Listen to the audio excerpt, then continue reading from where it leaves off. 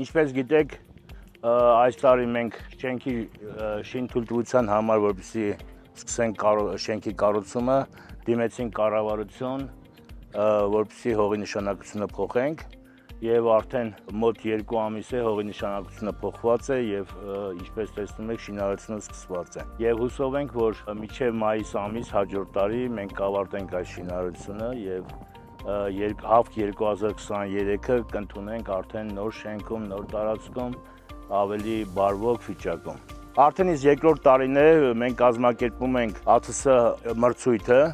որը կրում է հավք անունը։ Այս տարի մեզ հաճելիորեն զարմացրեց Արարատ բանկը միանալով մեզ, Ինստիգեյտ ընկերությունների խումբը, արտակարգ իրավիճակների նախարարությունը։ Բայց այս կարգի միջոցառումներ կազմակերպելու համար առանց պետական աջակցության հնարավոր չէ կազմակերպել եւ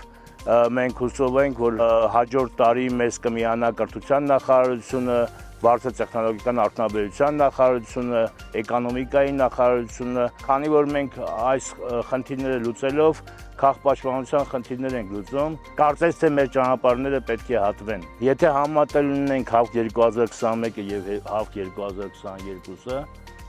ես կասեի, որ այս տարի երեխաները շատ ավելի լավ են պատրաստվել դպրոցական թիմերը, քան թե սիրողական թիմերը։ Եթե համատեղ ունենք այդ 2 օրերը դպրոցական թիմերի, մենք ստացանք ավելի դրական էմոցիաներ, ավելի դրական լիցքեր եւ կարծես թե արդեն վաղվանից կսկսենք պատրաստվել հավք 2023-ին։